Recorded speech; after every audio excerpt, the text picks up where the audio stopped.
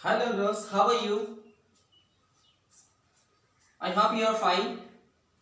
आप सभी घर पर ही होंगे, स्वस्थ होंगे और मेरे वीडियोस को एंजॉय कर रहे होंगे। तो चलिए स्पोकन एंड लिटरेचर सीरीज का आज 5वां वीडियो हमारा आप सबों के लिए है। अगर आपने हमारे वीडियो को शेयर नहीं किया, सब्सक्राइब नहीं किया, तो प्लीज आप इसे सब्सक्राइब कर लें हमारे चैनल को और वीडियो को शेयर करें ताकि और भी स्टूडेंट्स इस चैनल के माध्यम से इंग्लिश सीख सकें। आज हमारा टॉपिक है वर्ब्स, जो हम पिछले 2 क्लास से पढ़ रहे हैं। आज हम वर्ब्स को जानेंगे on the basis of following object. Verb object को फॉलो करने के आधार पर कितने प्रकार का होता है? 2 प्रकार का होता है, ट्रांजिटिव, इंट्रांजिटिव। प्राइमरी क्लास से ही हम लोग पढ़ते हैं ट्रांजिटिव वर्ब और इंट्रांजिटिव वर्ब। ये बहुत बड़ा कॉन्सेप्ट नहीं है, बहुत ही इंपॉर्टेंट कॉन्सेप्ट है। कंपैरेटिव एग्जाम्स में इससे क्वेश्चन आते हैं। ट्रांजिटिव वर्ब का मतलब होता है सकर्मक क्रिया, ऐसी क्रिया जिसमें कर्म हो, जिसमें कर्म की आवश्यकता हो। इंट्रांजिटिव वर्ब अकर्मक क्रिया। अब आप यहां पे देखकर क्लियर हो रहे हैं, वर्ब ऑब्जेक्ट को फॉलो करने के आधार पे 2 प्रकार के होते हैं, transitive verb and intransitive verb. Transitive verb और इंट्रांजिटिव वर्ब को हम समझेंगे कैसे, पहचानेंगे कैसे, उनका पता कैसे लगाएंगे। तो मैंने फ्रेंड्स आप सभी को पिछले क्लासेस में रूल्स बताए थे कि सब्जेक्ट और ऑब्जेक्ट कौन है, कौन कौन सब्जेक्ट हो सकता है, कौन कौन ऑब्जेक्ट हो सकता है। चलिए कुछ एग्जाम्पल की सहायता से देखते हैं। I teach regularly. I teach you English. The book is। अब ये एग्जाम्पल यहाँ पे सटीक नहीं बैठेगा, इसके लिए हम थोड़ा सा अभी इतना नीचे नहीं जाएंगे, ऊपर ऊपर से ही देखेंगे। यू आर रीडिंग, वो मैं पैसिव का लिख रहा था पर वो अभी क्लियर नहीं होगा। You are reading a book. You are reading loudly. 4 example मैंने लिए हैं। चारों एग्जाम्पल में मैंने वर्ब को रिपीट किया है, टीच को रिपीट किया है, रीडिंग को रिपीट किया है। आई क्या है? सब्जेक्ट है, डूअर हमेशा सब्जेक्ट होता है। आई टीच रेगुलरली, मैं रेगुलरली का मतलब होता है लगातार, मैं लगातार पढ़ाता हूँ। तो ये टीच जो है रेगुलरली को अफेक्ट नहीं कर रहा है, मीन्स रेगुलरली जो है वो टीच को मॉडिफाई कर रहा है। तो जो वर्ब को मॉडिफाई करे वो क्या कहलाता है? एडवर्ब कहलाता है, और एडवर्ब कभी भी ऑब्जेक्ट नहीं होता है। आई टीच यू इंग्लिश, अब देखिए आई सब्जेक्ट है, टीच मेन वर्ब है, यहाँ पे भी मेन वर्ब था, यहाँ पे भी मेन वर्ब है। यू ऑब्जेक्ट है, मैं पढ़ाता हूँ, किसको? आपको पढ़ाता हूँ। किसको पढ़ाता हूँ? आपको। मैं सब्जेक्ट है, किसको पढ़ाता हूँ? ऑब्जेक्ट कौन है? यू। मैं आपको पढ़ाता हूँ, क्या पढ़ाता हूँ? इंग्लिश। मैं आपको इंग्लिश पढ़ाता हूँ। Is it clear? You are reading a book. You subject है, रीडिंग मेन वर्ब है, क्या पढ़ने की बात हो रही है? बुक पढ़ने की बात हो रही है, मतलब रीडिंग का ऑब्जेक्ट कौन है? Book. You are reading loudly, आप पढ़ रहे हो, लेकिन कैसे? जोर से पढ़ रहे हो। तो ये जोर से जो है वो रीडिंग का ऑब्जेक्ट नहीं है। आई होप आपको ये समझ में आया हो। तो यहाँ पे एडवर्ब आया, यहाँ पे भी एडवर्ब आया, मीन्स रीडिंग के साथ लाउडली एडवर्ब, टीच के साथ रेगुलरली एडवर्ब। तो यहाँ पे टीच जो है वो कैसा वर्ब है? इंट्रांजिटिव। इंट्रांजिटिव अकर्मक क्रिया है। और यू आर रीडिंग लाउडली में भी रीडिंग कैसा वर्ब है? इंट्रांजिटिव वर्ब है, अकर्मक क्रिया। आई टीच यू, मैं तुम्हें पढ़ाता हूं। आई टीच यू इंग्लिश, मैं तुम्हें इंग्लिश पढ़ाता हूं। यहां पे टीच क्या है, ट्रांजिटिव वर्ब है, क्योंकि इसके साथ ऑब्जेक्ट है। तो सेंटेंस में जब वर्ब के साथ ऑब्जेक्ट हो तो वो वर्ब क्या कहलाता है, ट्रांजिटिव कहलाता है। और जब सेंटेंस में सब्जेक्ट के साथ वर्ब हो और वर्ब के साथ ऑब्जेक्ट नहीं हो, वर्ब के साथ ऑब्जेक्ट नहीं हो, तब वो वर्ब क्या कहलाता है, इंट्रांजिटिव। जब वर्ब के साथ ऑब्जेक्ट हो, यहाँ पे वर्ब है, इसके साथ ऑब्जेक्ट है, तो ये ट्रांजिटिव है, ट्रांजिटिव। यहाँ पे वर्ब है लेकिन इसके साथ ऑब्जेक्ट नहीं है, तो ये क्या है, इंट्रांजिटिव। यहाँ पे वर्ब है लेकिन इसके साथ ऑब्जेक्ट नहीं है, तो ये क्या है, इंट्रांजिटिव। क्लियर? और एग्जांपल्स देखना है, फिर से देख लेते हैं। रूल्स पहले समझ लें कि सेंटेंस में वर्ब के साथ कोई ऑब्जेक्ट हो तो वो वर्ब ट्रांजिटिव वर्ब कहलाएगा, और सेंटेंस में वर्ब का कोई ऑब्जेक्ट नहीं हो तो वो वर्ब कहलाएगा इंट्रांजिटिव। चलिए हम देखते हैं। द लायन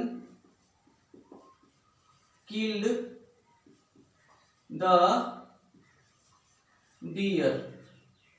द लायन क्या है, सब्जेक्ट है, किल्ड क्या है, मेन वर्ब है, और मेन वर्ब का ऑब्जेक्ट क्या है, डियर। शेर ने हिरन को मार दिया, तो यहां पे मार दिया किसको, हिरन को, मतलब ऑब्जेक्ट है, तो किल यहां पे क्या है, ट्रांजिटिव वर्ब है। क्लियर? दूसरा एग्जांपल देखते हैं। The lion killed quickly.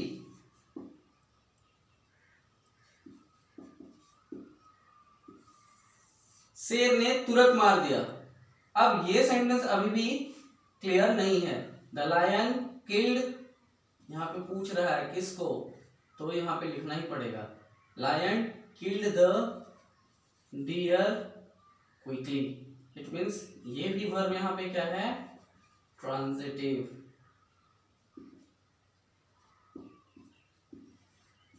दो एग्जाम्पल हमने फिर से देख लिया। चलिए इनट्रांजिटिव एग्जाम्पल का देख लेते हैं हम लोग।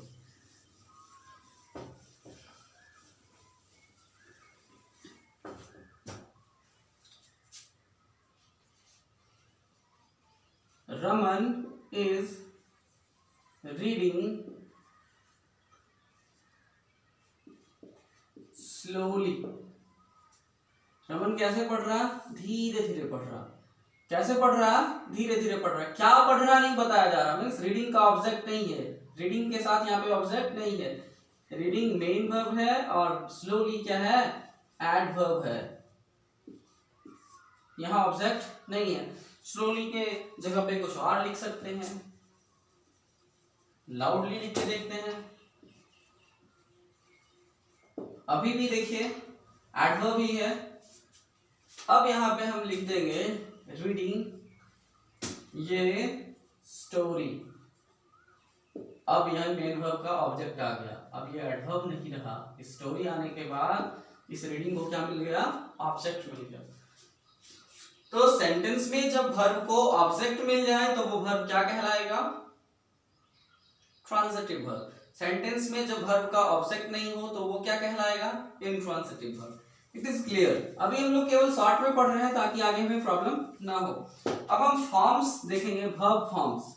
ये बहुत ही इंपॉर्टेंट है, इसको सीखने के बाद आपको टेंस में कभी भी प्रॉब्लम नहीं होगी।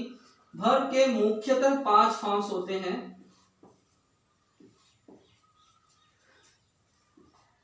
अब देखिए मुख्यतः 5 फॉर्म्स करने का मतलब है, कई बार केवल V1, V2, V3 पढ़ा के भी काम चला लिया जाता है, लेकिन आपको पढ़ना कितना चाहिए, 5 पढ़ना चाहिए। V1 सभी का हम काम देखेंगे। एक एग्जांपल देख लेते हैं, कोई भी एक एग्जांपल लिख लेते हैं, प्ले ही लिख लेते हैं। प्ले V1 है, V2 played, V3 is also played, V4 is playing and V5 is plays। आप कोई दूसरा वर्ब भी लिख सकते हो, इट्स ओके, नो मैटर, क्योंकि हमें समझना है, कॉन्सेप्ट क्लियर करना। सबके फंक्शन हम देखते हुए आगे बढ़ रहे हैं। V1 का काम क्या है, पहले V1 बोलते किसको है ये जान लीजिए। मेन फॉर्म ऑफ ये verb is called V1।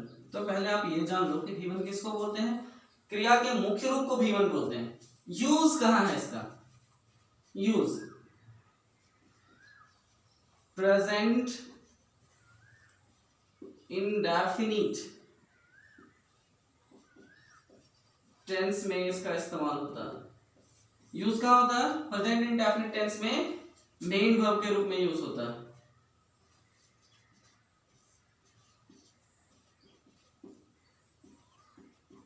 पहला यूज इसका क्या है, प्रेजेंट इंडेफिनिट टेंस में मेन वर्ब के रूप में यूज होता है V1 का। दूसरा क्या है, दूसरा यूज इसका होता है इन्फिनिटिव के रूप में। इन्फिनिटिव का कॉन्सेप्ट हमने लास्ट क्लास में किया था, हमारे पिछले वीडियो को अगर आपने नहीं देखा तो आप देख लेंगे। इन्फिनिटिव के रूप में, तो इन्फिनिटिव किसे बोलते हैं, 2 + V1 इज इन्फिनिटिव। इन्फिनिटिव कैसे काम करता है, इन्फिनिटिव सब्जेक्ट एंड ऑब्जेक्ट दोनों का काम करता है।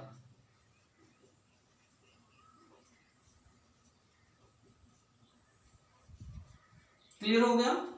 और V1 का इस्तेमाल कहां होता है, मोडल्स में V1 का इस्तेमाल होता है।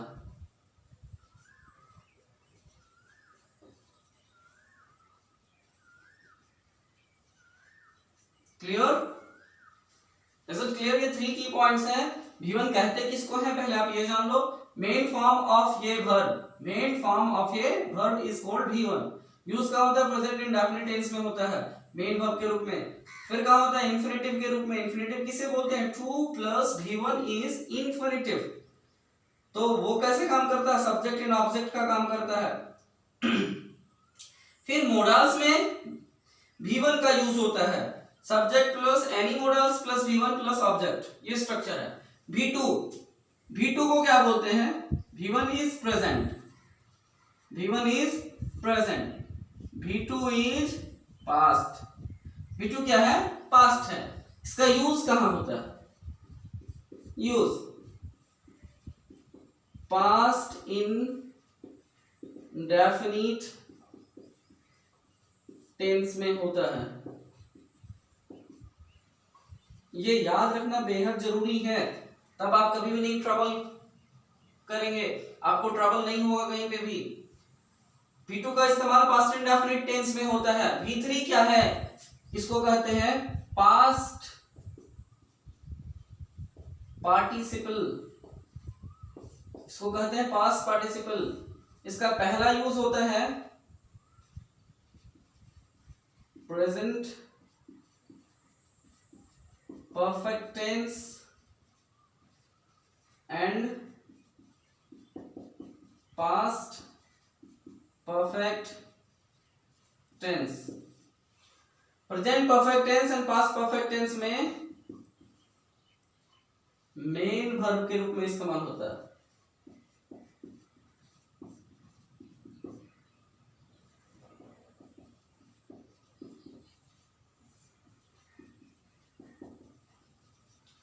दूसरा यूज क्या है,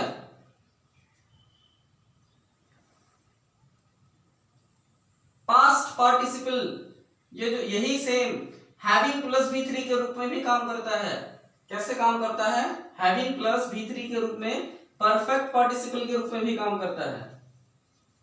हैविंग प्लस V3 के फॉर्म में परफेक्ट पार्टिसिपल के रूप में काम करता है। तो हो गया। तीसरा कहां काम करता है, ये तीसरा काम करता है, कल मैंने बताया था पास्ट पार्टिसिपल कैसे काम करता है, एडजेक्टिव के रूप में। मीन्स जब मैंने पढ़ाया था आपको नॉन फाइनाइट्स पढ़ाया था, finite and non finite verbs पढ़ाया था, तब मैंने इसका यूज वहां पे पिछले वीडियो में बताया था। इसका इस्तेमाल वहां पे तब सब्जेक्ट एंड ऑब्जेक्ट दोनों के रूप में होता है। Clear? It acts as an adjective, it acts as an adjective. V3 noun के पहले आता है और उसको क्या बना देता है? बर्निंग ट्रेन, ट्रेन की विशेषता है। ओके। स्लीपिंग चाइल्ड, चाइल्ड की विशेषता है। रनिंग हॉर्स, हॉर्स की विशेषता है। अब यहाँ पे हमने वैसा नहीं करना है। It acts as an adjective, क्या वो तो V4 वाला फॉर्म है। अब पहले V4 तो जान लो, ये रिटायर्ड क्लर्क, क्लर्क नाउन है और उसके पहले V3 लगा हुआ, लेकिन क्लर्क को क्या कर रहा है? वो क्वालिफाई कर दे रहा, रिटायर्ड क्लर्क, वो एडजेक्टिव की तरह काम कर रहा। ओके। अब V4 को देख लेते हैं। पहले ये क्लियर हो गया है। Present perfect tense and past perfect tense में मेन वर्ब के रूप में काम करता है। हैविंग प्लस V3 के फॉर्म में परफेक्ट पार्टिसिपल के रूप में काम करता है। सब्जेक्ट एंड ऑब्जेक्ट दोनों के रूप में काम करता है और साथ ही साथ it acts as an adjective. यहां तक हमारा कॉन्सेप्ट क्लियर है। अब चलिए हम V4 को देख लेते हैं। आप इसे वीडियो में पॉज करके रोक लेंगे, स्क्रीनशॉट ले लेंगे, नोट बना लेंगे तो बहुत ही बेहतर होगा। नोट्स बनाते जाएंगे कॉपी में, this will be better for you all. ये आप लोगों के लिए बहुत ही बढ़िया होगा। V4 का इस्तेमाल, V4 को कहते क्या है? हमने लास्ट वीडियो में इसको क्लियर किया था, आज फिर से करते हैं। प्रेजेंट पार्टिसिपल कहते हैं इसे, अभी मैंने लिखा भी था। प्रेजेंट पार्टिसिपल पहला यूज है इसका present and past continuous. Future continuous में भी as well as future continuous, present past, present continuous, past continuous and future continuous के मेन वर्ब के रूप में। इसका सबसे पहला इस्तेमाल कहाँ है? प्रेजेंट कॉन्टिन्यूअस, पास्ट कॉन्टिन्यूअस और फ्यूचर कॉन्टिन्यूअस के मेन वर्ब के रूप में। इसका फर्स्ट यूज है subject plus is, am, are, was, where, shall be, will be plus V4 plus object. ये स्ट्रक्चर इसका पहला, जहां पे ये मेन वर्ब के रूप में फंक्शन करता है। दूसरा ये फंक्शन करता है जेरेंड के रूप में। हम जेरेंड पढ़ लिए हैं इसलिए इस पे कुछ भी बात नहीं करेंगे। जेरेंड के रूप में ये काम करता है। तीसरा काम करता है ये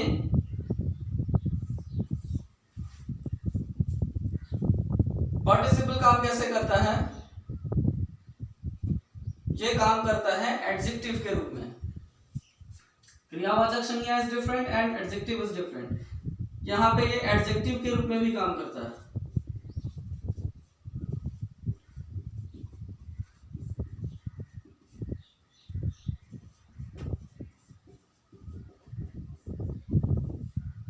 आप चाहे तो एक एग्जांपल देख सकते हैं।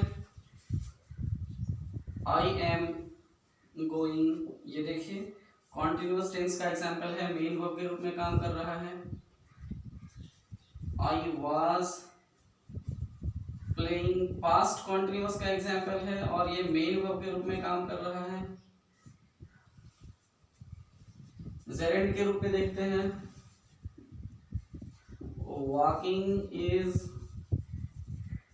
गुड फॉर हेल्थ, टहलना स्वास्थ्य के लिए अच्छा है, सब्जेक्ट बन गया है। जेरेंड का काम है सब्जेक्ट और ऑब्जेक्ट बनना, क्रियावाचक विशेषण।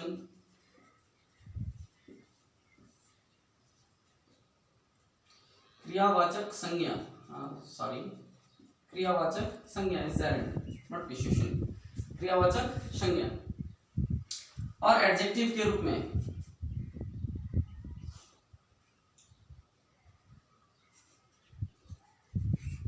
ये moving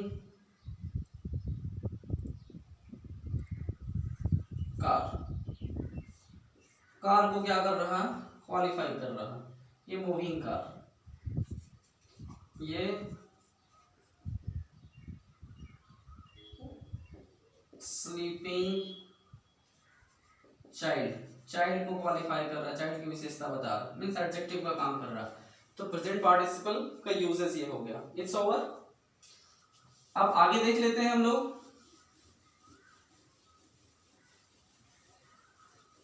Now V5 and the last form V5, इसका इस्तेमाल होता है प्रेजेंट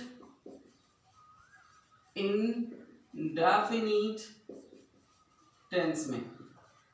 सर आपने तो बताया था कि V1 का इस्तेमाल प्रेजेंट इंडेफिनिट में होता है, फिर V5 का इस्तेमाल भी प्रेजेंट इंडेफिनिट में होगा। ये तो कॉन्ट्रोडिक्शन हो गया। कोई कॉन्ट्रोडिक्शन नहीं है। V1 प्लूरल फॉर्म है वर्ब का, plural form. V5 singular form है वर्ब का। अब आप देखेंगे जो सब्जेक्ट प्लूरल होंगे उनके साथ V1 लगेगा, जो सब्जेक्ट सिंगुलर होंगे उनके साथ V5 लगेगा। एक एग्जांपल की सहायता से देखते हैं। वे लोग बाजार जाते हैं। सब्जेक्ट वे लोग, दे प्लूरल सब्जेक्ट है, गो प्लूरल वर्ब है, मैंने बोला V1, तो गो टू मार्केट। वह बाजार जाता है। अब देखिए वह सिंगुलर सब्जेक्ट है, ही के साथ लगाएंगे V5, क्योंकि मैंने बोला सिंगुलर सब्जेक्ट के साथ सिंगुलर वर्ब। और V1 से V5 बनाते कैसे हैं? V1 में SEIS छोड़कर V5 बनाते हैं। रूल लिख देता हूं, V1 plus SES is known as V5। Okay, ये हो गया। तो ही में गो के साथ हमने ऐड कर दिया, ES हो गया goes where market, he goes to market. Plural verb के साथ plural subject, means plural verb के साथ प्लूरल सब्जेक्ट नहीं, प्लूरल सब्जेक्ट के साथ प्लूरल वर्ब। प्लूरल वर्ब कौन है? V1। सिंगुलर सब्जेक्ट के साथ सिंगुलर वर्ब, सिंगुलर वर्ब कौन है? V5। क्लियर?